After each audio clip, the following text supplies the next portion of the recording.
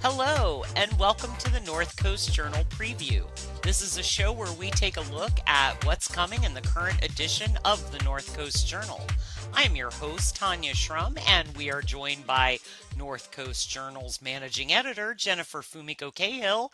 And today with us, we have Griffin Mancuso, our local freelance journalist that is bringing us our cover story. Welcome to you both.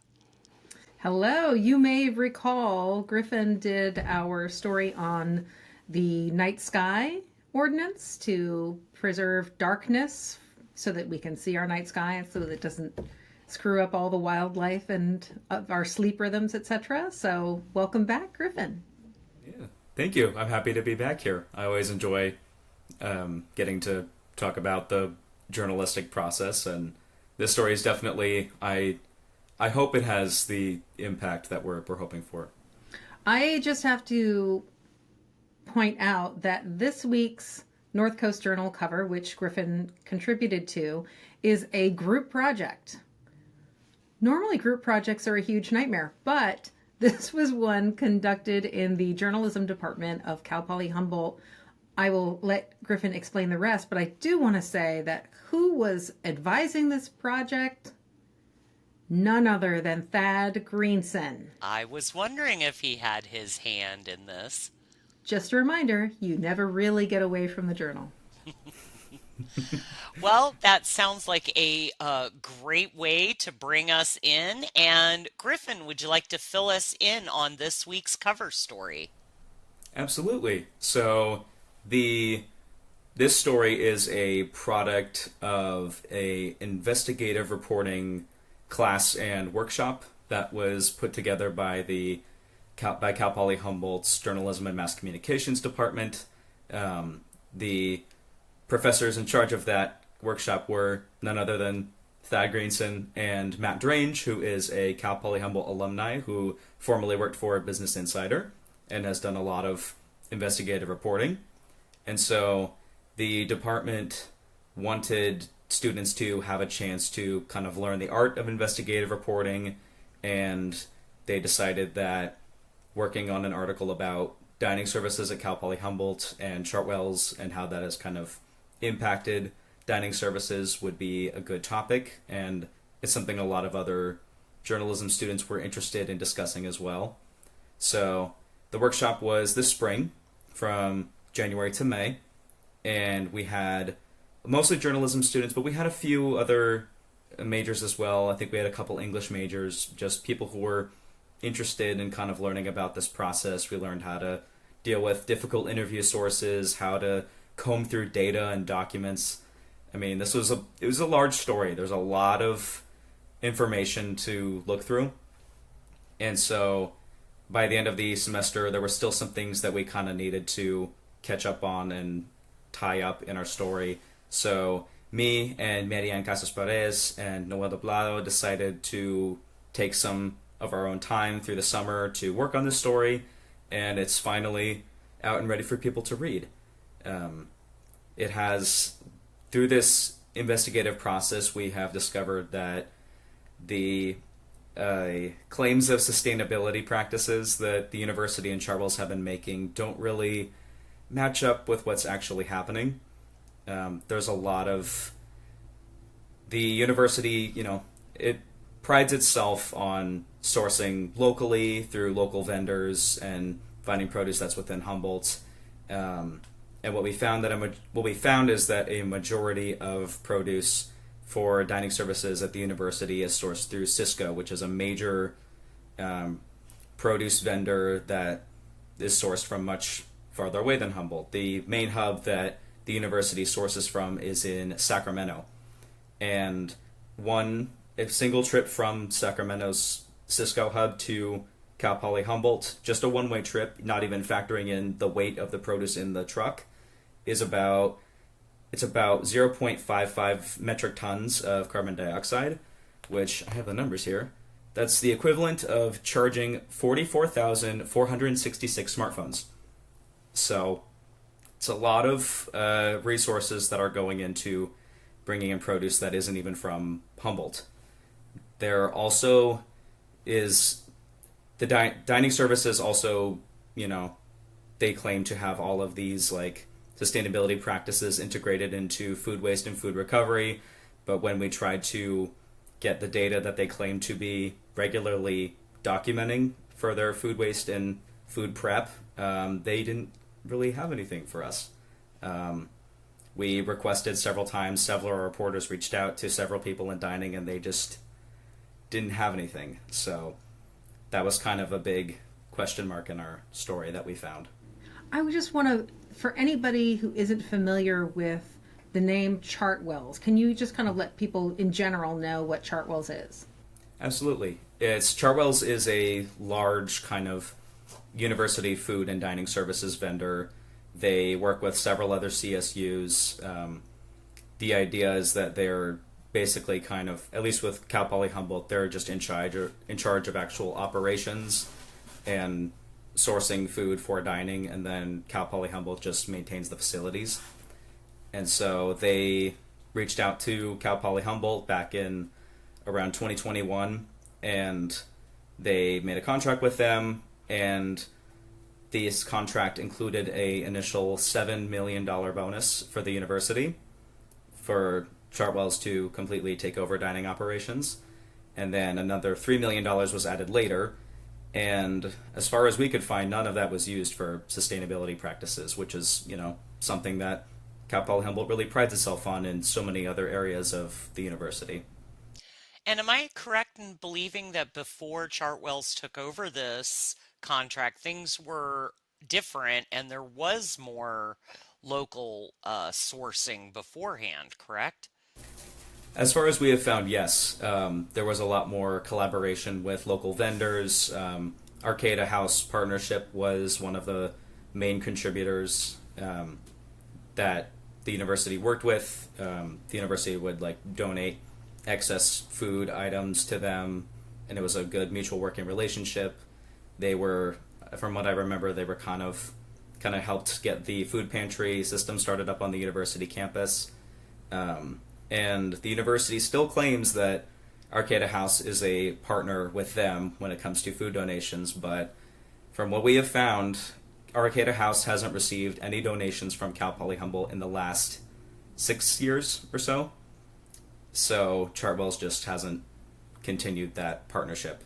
And Harvest Hub, which is a program of the North Coast Growers Association here, used to work with the university, and since Chartwells took over dining operations, they just haven't heard anything despite multiple attempts to try and reach out and continue their working relationship.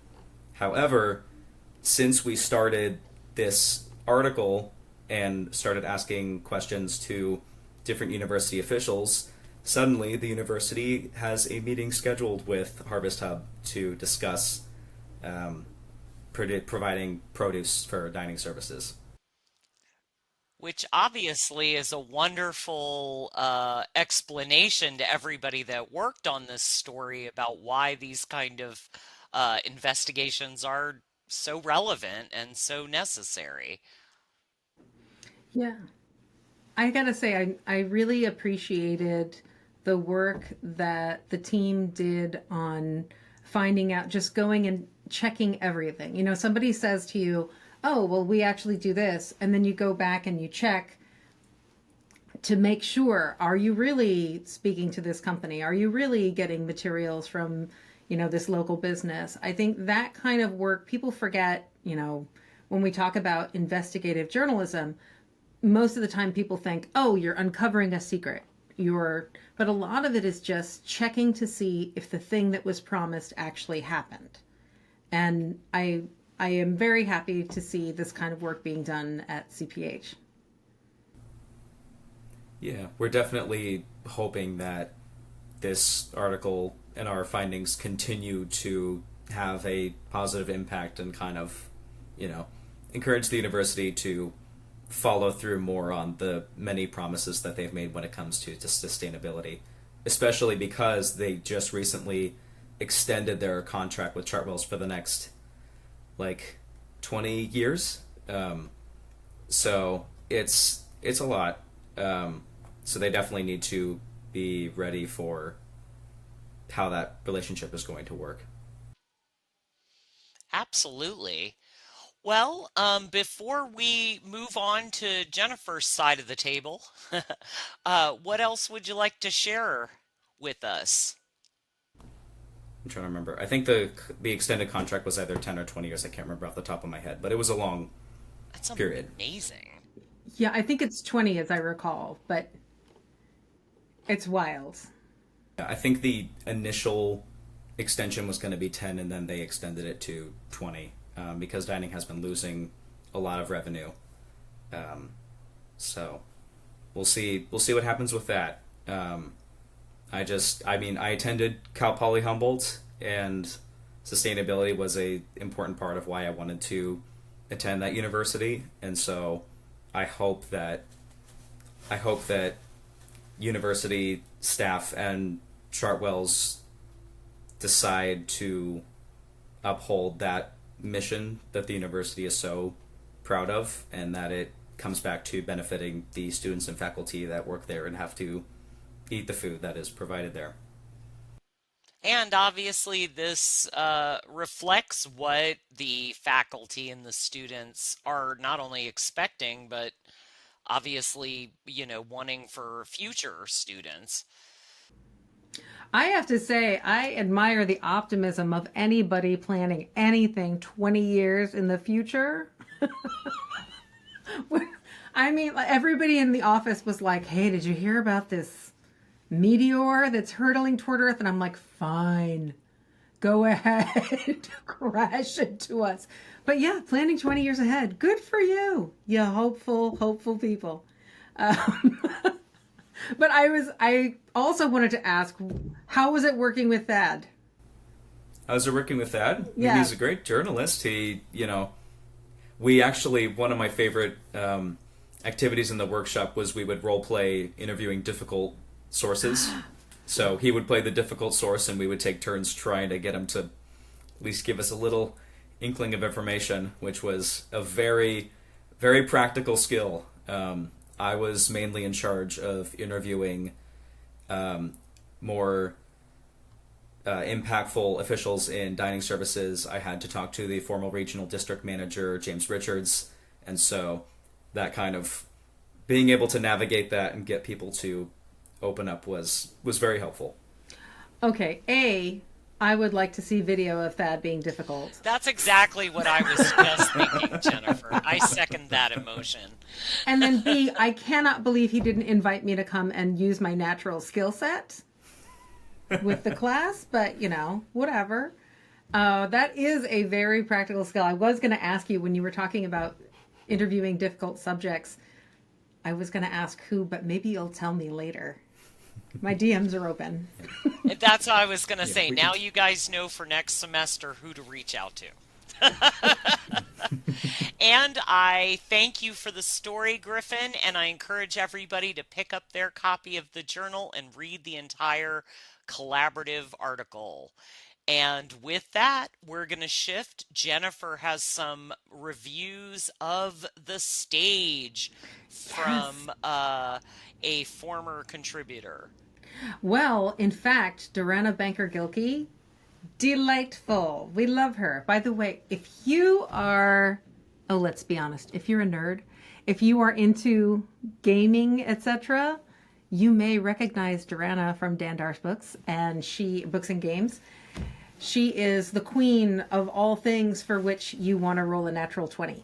So, this week she is reviewing, I want to say 2 plays, but in fact it's 4.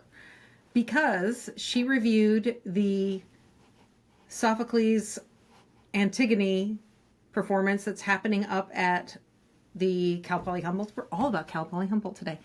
The Department of Theater and Dance, directed by Cynthia Martels, who you've seen all over North Coast theaters.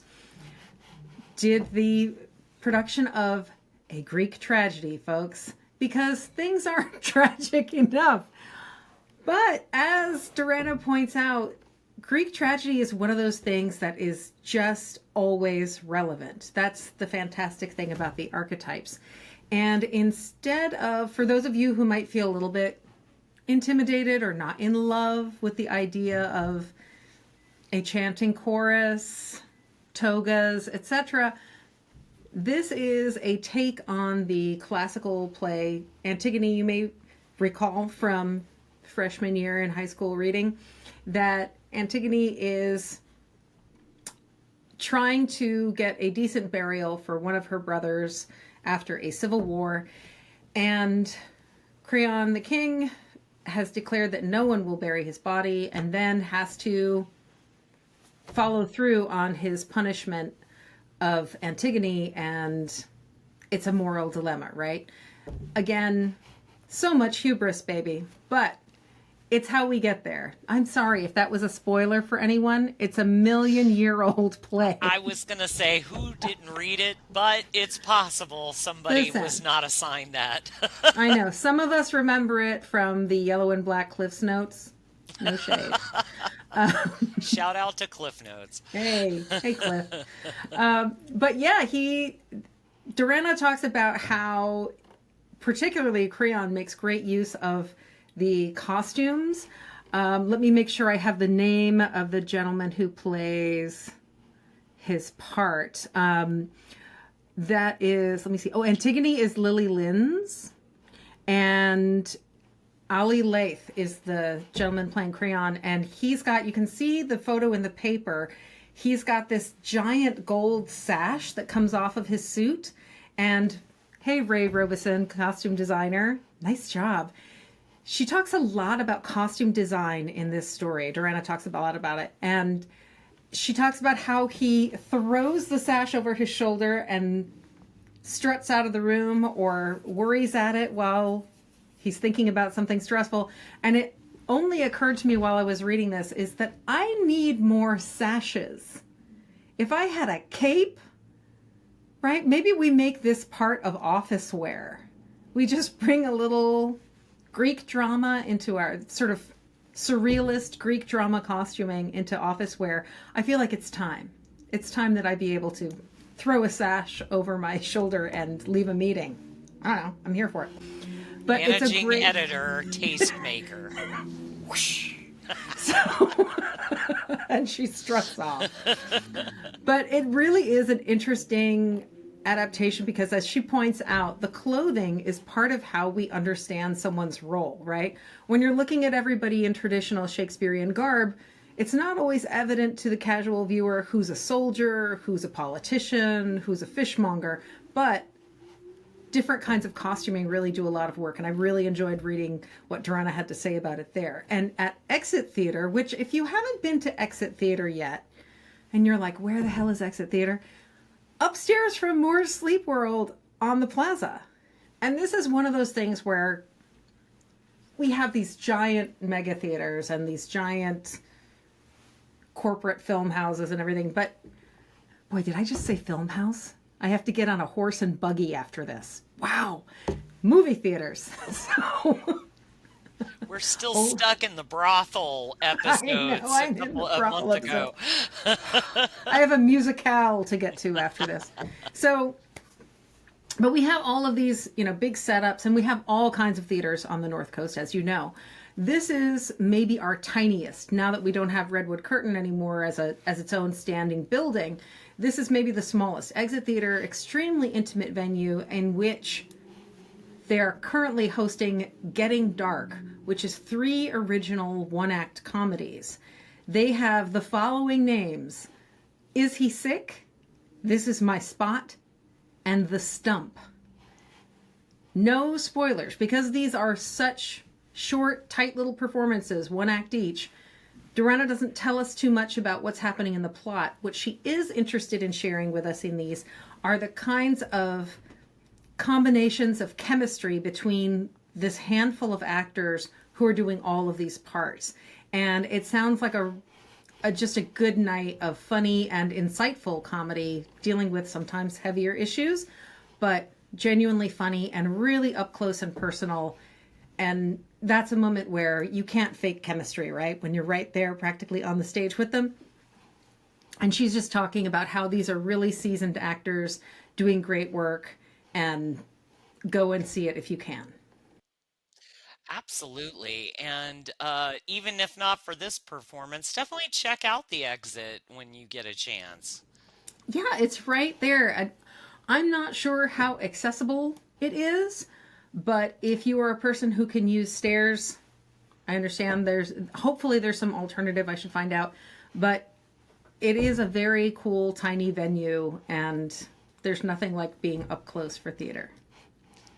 She mentions how intimate it feels, and I think that's the best if you've ever seen a performance in a smaller venue. Just like Yeah. seeing a band in a bar, it's obviously going to bring another layer. Yeah, like I want to have the up close, like right now, loggers, liars and legends, or logger, legends, lookers and liars and lookers. I can't remember the order in which it appears. Is right now at the Lager Bar, and that is tiny. You were right in the bar with them. And that is the limit of my stage interaction. I don't actually want anything interactive to happen with me. I don't want to improvise anything. I just want to be near the stage, not on it. But we've got a lot of cool small venue theater happening this week. Well, we have just a little bit of time to drop anything from the calendar. I do have things from the calendar. I'm sorry. I know you have yet to even finalize your Thanksgiving menu, but we have to get ready for the holiday season. When it comes to holiday gift shopping and things like that, it's time. So, just so you know, Downtown and Old Town Holiday Open House is happening on Friday, November 14th. And also Henderson Center's Holiday Open House. This is the gentle easing you back into shopping venues without the shock of, say, something hideous like Black Friday. So go and have a hot cocoa, linger, hang out, see the fire trucks, chat with your neighbors, enjoy all of the best part about walking around through shopping districts in the holidays. Also, Taste of the Holidays. Do you guys remember Taste of the Holidays? It was a thing. It is back. Arcata Community Center is going to be hosting it on Thursday, November 20th, the day this paper hits stands. And you can go, and it's going to be all kinds of samples. For those of you who try to hit Costco at peak sample time, this is your event. It's all local things like, beer, wines, and ciders, dishes from local chefs, artisanal stuff, anything that somebody is making locally, like everything from jams to jerkies. It's all going to be there. And it benefits the Arcata Sunrise Rotary programs like Backpacks for Kids, which is very cool. So go and enjoy and get all holiday seasoning. Excellent. Well, I think that we probably should wrap it up there. I do want to mention that you have a fun review that everybody should also check out. So I'm going to plug that for you on my way out. If you ever felt like you wanted to be trapped with me at a dinner party and you accidentally brought up the Predator movies, this is almost like that. My obsessive Predator feelings are all coming out this week in the film review. Excellent. Well, I want everybody to check it out, and that wraps up our time for this week. The current edition of the North Coast Journal will be on newsstands tomorrow. Pick up your copy, read it cover to cover, get in Jennifer's head as far as Predator is concerned. And of course, you can find it online at northcoastjournal.com. I am Tanya Schrum. Thanks for everybody being with us today, and thanks to all of you for staying informed and supportive of our North Coast community.